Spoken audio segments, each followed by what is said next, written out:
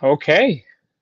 Good morning, everyone, and welcome to Falls Count Anywhere here on the Rhode Island Broadcasting Network. RErik Dunn here from home in Bridgewater, Massachusetts. And I do want to express my apologies to everyone that was expecting me to be on at 5 yesterday on Wednesday, the 20th. Um, Due to some health complications, I was unable to speak fluently enough and without stuttering enough and without soreness in the back of my throat to handle the daunting task of a 30-minute show. And thanks to the gracious and very flexible Ron Rigo, the creator of Rhode Island Broadcasting from behind the scenes, we were able to move things to the next day in the morning. So as of quarter past 10, 10:15 on Thursday, March 21st, Falls Count Anywhere is still going on. I want to make sure that no matter what happens, I was able to find a way for you. And, I'm definitely excited for this show. I'm excited to break down what happened on SmackDown from Memphis last week regarding The Rock, um, Raw from this Monday night with Cody in response to The Rock. And then I've got a couple updates for you regarding WrestleMania 40. The card's been updated with a few more matches involved, as well as a very special production that Peacock is going to be doing on Bray Wyatt. I'm going to say that for a little bit towards the end there. And throughout our time together, I'd like to inform all of you this broadcast of Falls Count Anywhere is the exclusive property of RErik Dunn Productions and Rhode Island Broadcasting for the private use of our audience, and any publication, reuse, or redistribution by anyone is not prohibited and is given the express consent to be shared and is greatly appreciated. So, with everything going on, this is the big thing that I want to make sure that I looked at with all this. And I actually almost forgot. Every Wednesday night at 5, unless God forbid something were to happen and I was able to move it to a Thursday like this. You can follow us on Facebook, on Instagram as well, but also mostly follow us on our YouTube and Facebook channels as well as Kick, Facebook, X, which used to be Twitter, YouTube, and Twitch is where you guys can stream us live and follow us live. Amazon, Google, TuneIn, and Podbean Podcast. The Red Circle is where you will also be able to find us and find me with this program after it is live and aired. So, with all that being said, with all that out of the way, let's actually dive into SmackDown. And I'll start off with that first. So, it was a very interesting way for WWE to look at the situation regarding Rock and Cody. And they're like, okay, well, let's see what we can do. And believe me when I tell you this, they are going all out with Rock being a heel. It started at the beginning of his entrance and when he came out to the ring. Now, for those that could think back to the Ruthless Aggression era, I want to say probably February, March, and April, or should I say the whole year practically, of 2003, for all the appearances that The Rock had in WWE that year. What was his theme? That was that Hollywood like theme. And that theme was is cooking. Somehow, some way, WWE's musical production team found, I think, a loophole somewhere to make a remix of his current theme, Electrifying, with a combination of do you smell what the Rock is cooking when he was a heel back in '98, and then the is cooking, the Hollywood theme from 2003. You should have heard that crowd if you were watching the broadcast live on Fox. That crowd was going bonkers. They could not believe that theme came back. Now, when I tell you the severity of what this theme meant to someone like me, I wasn't watching WWE back in 2003. I wasn't watching it back in '98. I was born in August of '99. I was 4 years old yeah, sorry, I was three. I was around 3.5 when Hollywood Rock was around back in 2003. I had to go back when I was in high school when I started to really understand what WWE was and how much I loved it as a fan and now as a broadcaster to have this show about it. Um, I had to really like go back into the history books and like really try to like understand what it was in the ruthless aggression era from like '03 to '06, how it really helped define what WWE was able to do after the Attitude Era. I don't want to say disintegrated, but started to disappear. And sorry, I just had a comment. I'm so surprised he signed on to be a heel.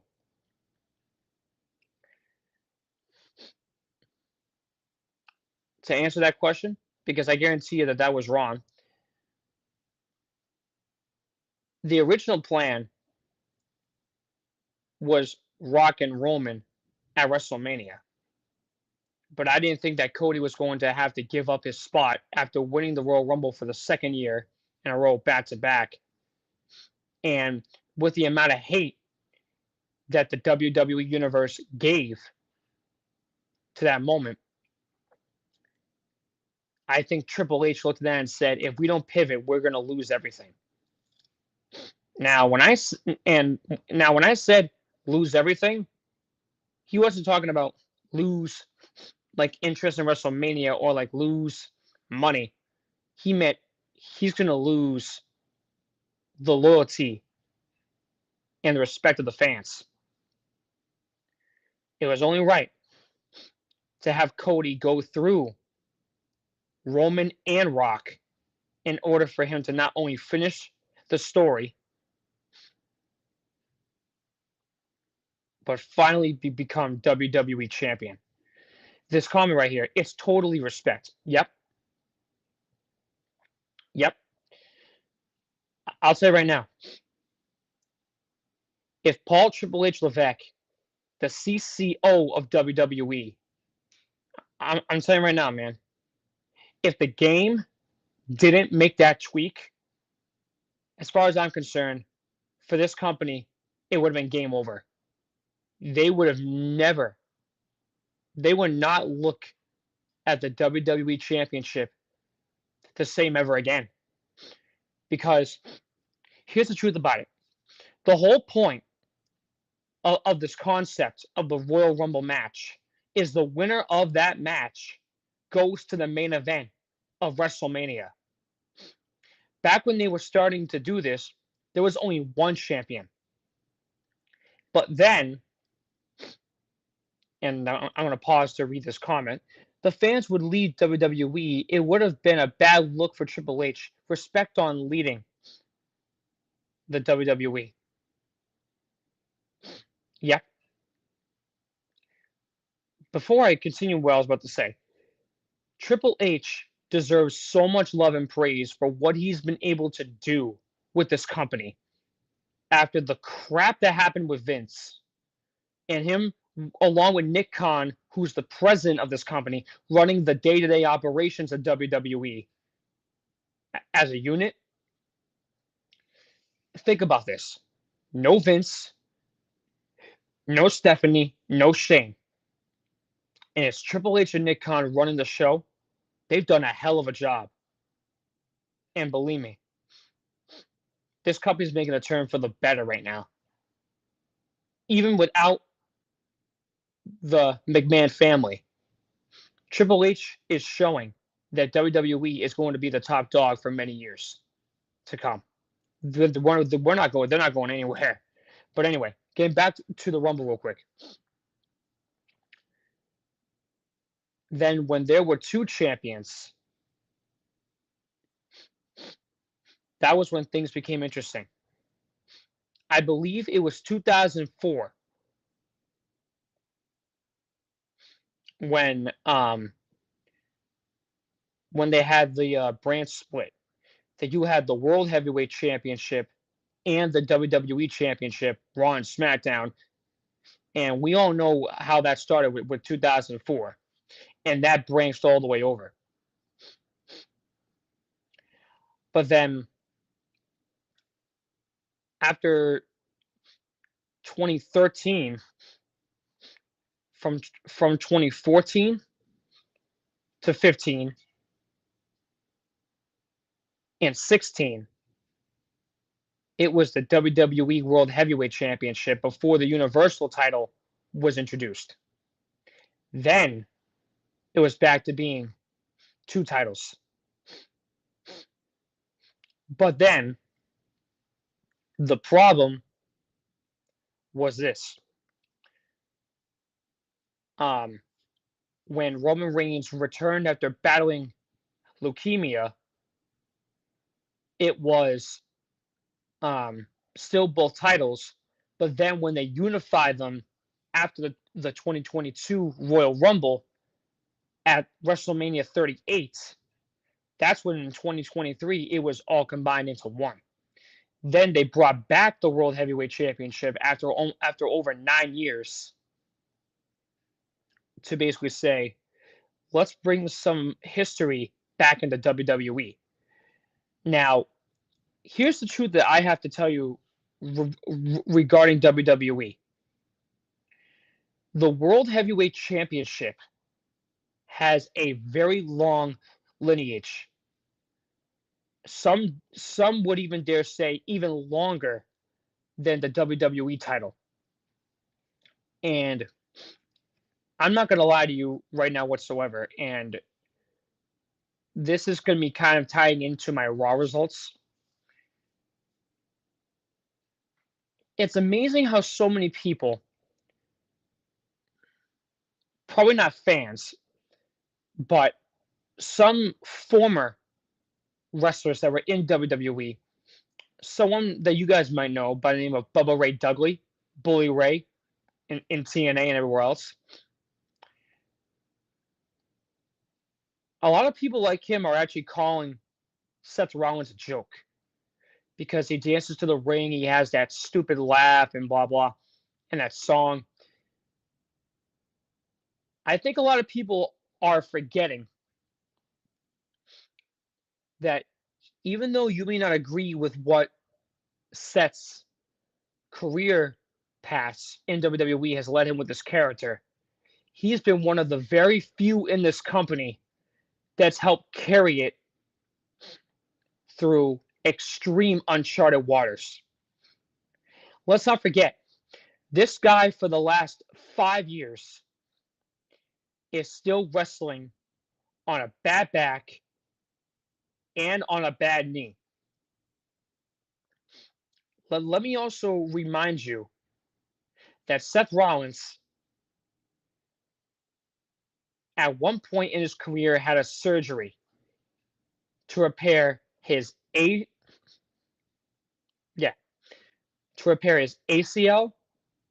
MCL, and his meniscus. 7 months later, when he returned from that injury in 2016, he tore his MCL again. Was told he'd be gone for 4 months. Came back in a month and a half to go to WrestleMania the following year in 17. This guy is World Heavyweight Champion now for what, almost 9 months? On a bad back and a bad knee, is still putting on 5-star matches. sorry, this comment here, that's the kind of thing that WWE loses credit for. There's no way he retains the title this long. Well, here's where I'm going to be kind of impartial to that comment. I could understand that comment, but here's the thing. Even though Rollins has been dealing with this back problem for 5 years, surprisingly, WWE as a medical team has not found a reason for him not to be cleared. That's the part that astonishes me. We all know that Seth's going to have back surgery at some point. We all know that. But for some reason, he's been cleared for every match unless something were to happen with his knee, which has been a history of his injuries. Injuries matter, and top-notch wrestlers would win. And that's why, in my eyes, Seth Rollins is still a top-notch wrestler. Now, I don't want to get my hopes up on this, but, as much as I would think Seth would retain at WrestleMania, I just can't see I can't see Drew McIntyre not getting a second chance to win a world title in front of an audience.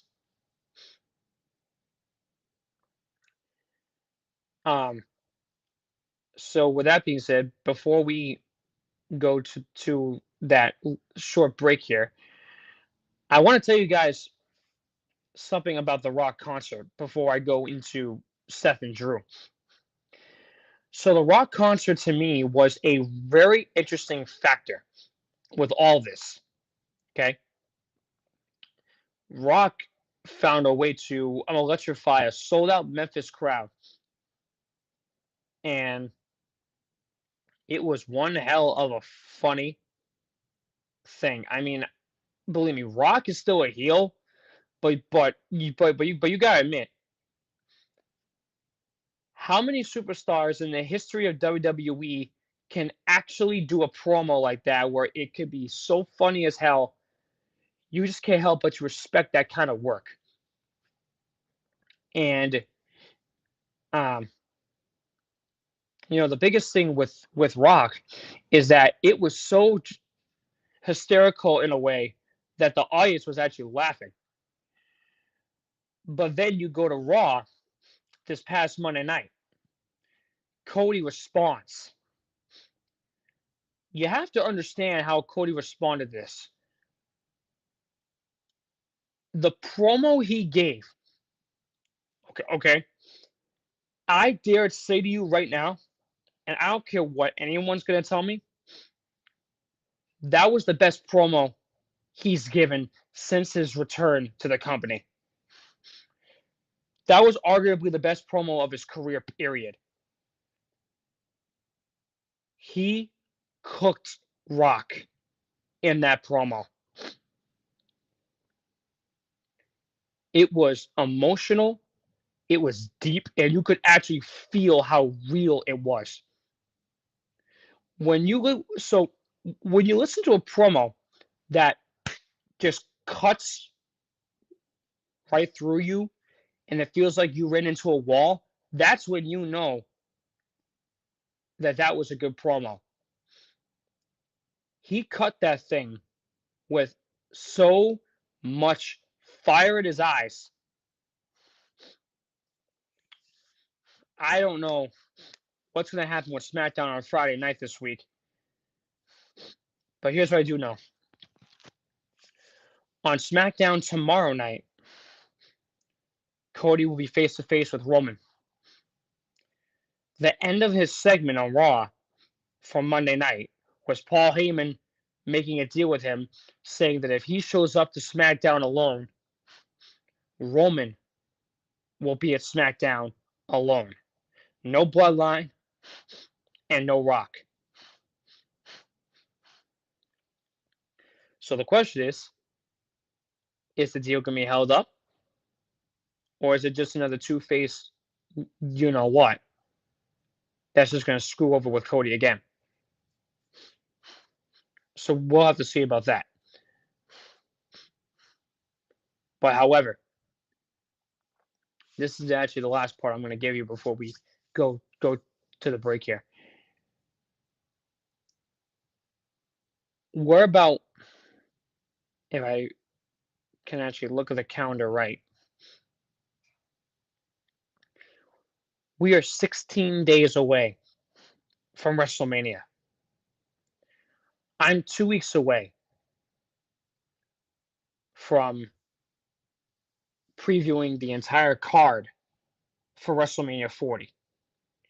2 weeks from yesterday will be, so April 3rd is going to be the show where it's all WrestleMania. The entire card, some news on some people, and their statuses. Here's what I'm going to tell you about it real quick, and then we'll go to a break. By then, I will have an update about John Cena's status as well as Brock Lesnar's. Those are two people out of everybody I hope comes back to WWE for WrestleMania. But also on the same token, it wouldn't be WrestleMania without Cena. It honestly wouldn't be. And from what I read to you a couple weeks ago,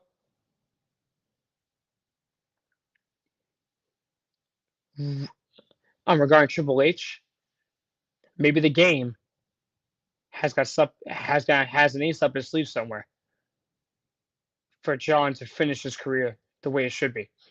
Who knows? And for Brock to return with all the allegation crap going on with Vince, maybe Brock will finally get that clearance that he needs in order for him to come back to the company. So with that being said, when we come back, I got some updates for you about WrestleMania, some matches that have been confirmed, and a very cool thing happening surrounding Bray Wyatt. And that will all be broken down and explained after a word from our Rhode Island broadcasting station. You're watching Falls Count Anywhere here on the Rhode Island Broadcasting Network. RErik Dunn here, and I will be right back.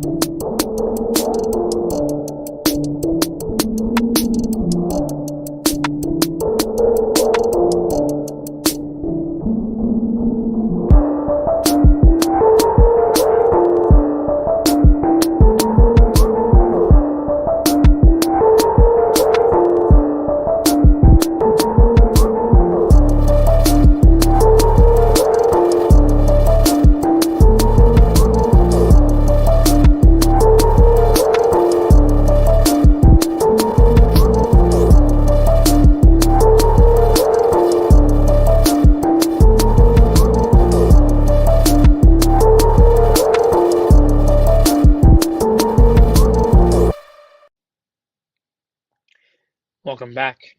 This is Falls Count Anywhere.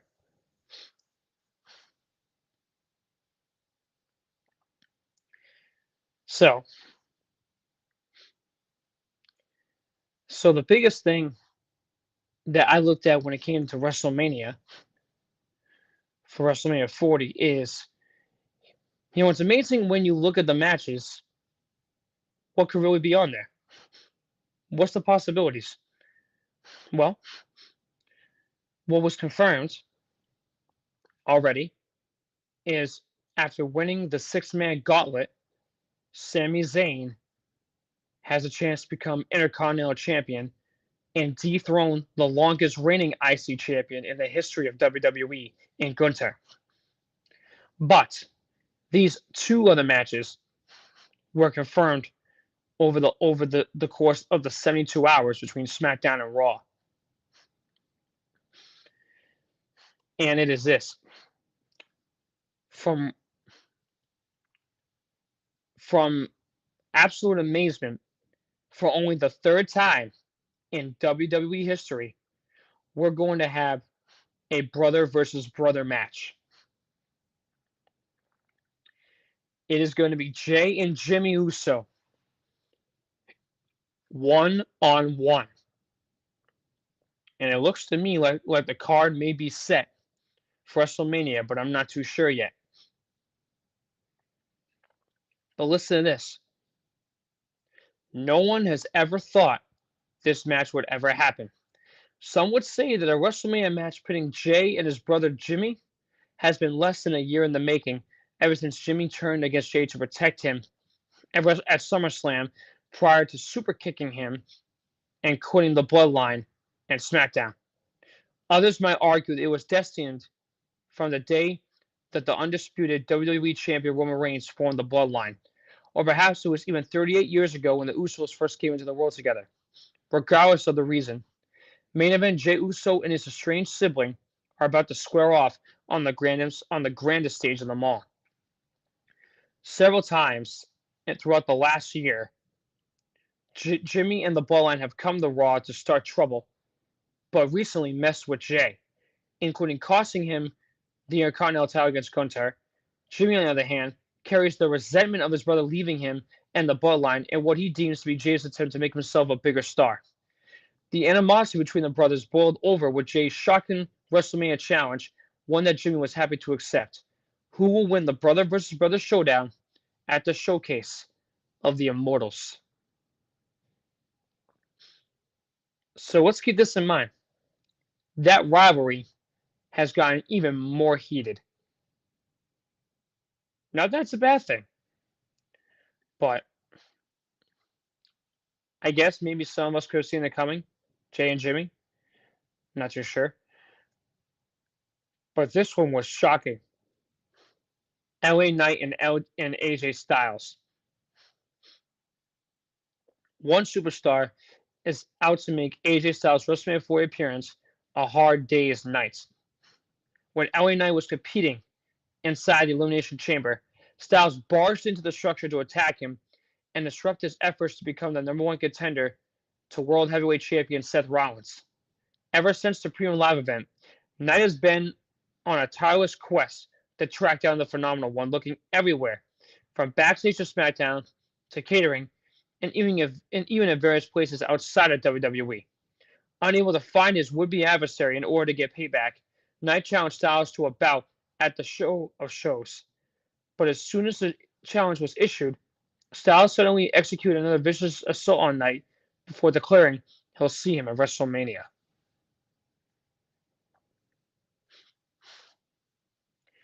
So maybe Knight will be champion at some point.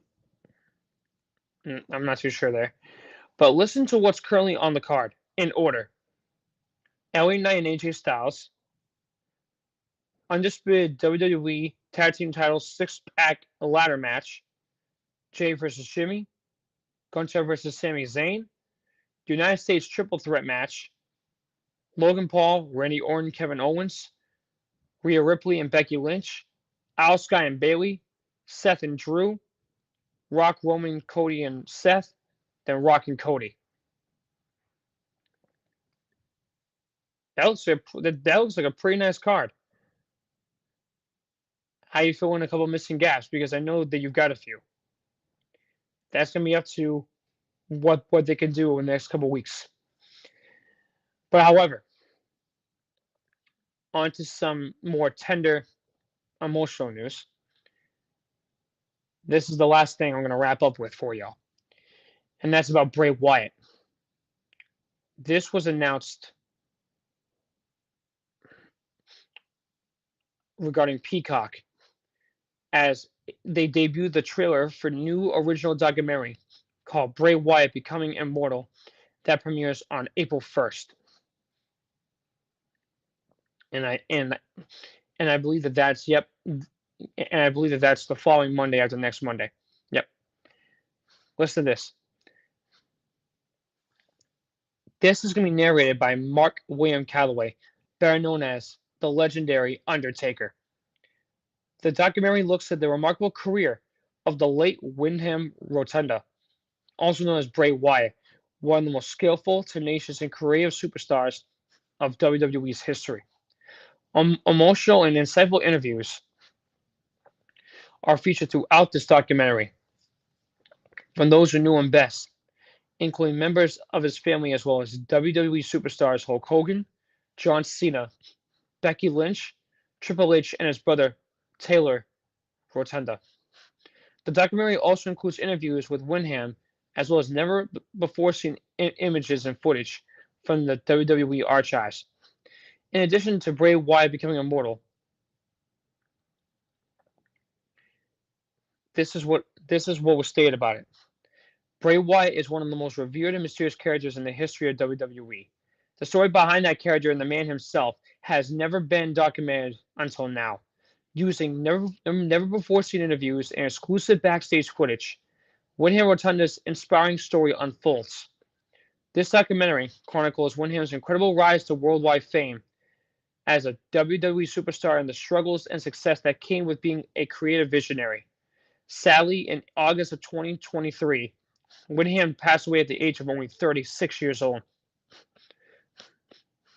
In the wake of his untimely death, Wyndham leaves behind a family still grieving with his loss, as they celebrate a lasting legacy that continues to create and to inspire.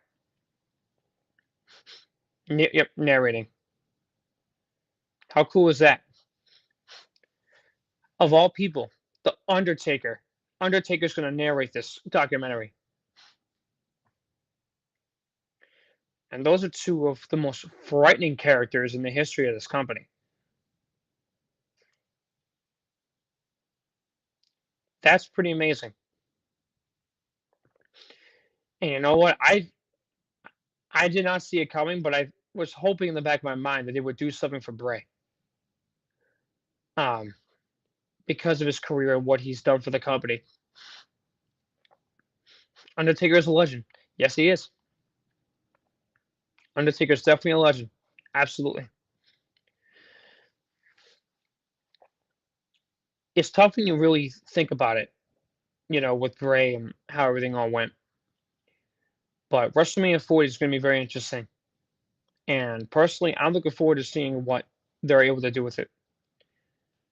So, with all that being said, next week's broadcast of Falls Count Anywhere, the usual SmackDown results, the Raw results, any updates on WrestleMania 40, as we're just counting it down. We are 16 days away. And when we hit next week, as the next Wednesday, we'll be officially 10. We're getting so much closer, guys. And we're in for a hell of a ride. With that being said, on behalf of the man behind the scenes, the creator of RErik Broadcasting, Rodrigo, this is RErik Dunn saying so long and thank you from my home in Bridgewater, Massachusetts. This has been a presentation of Falls Count Anywhere here on the Rhode Island Broadcasting Network. Next week, guys, we're going to do the usual. Any more updates other than WrestleMania, I'll have for you right here. Thank you all so much for watching and listening.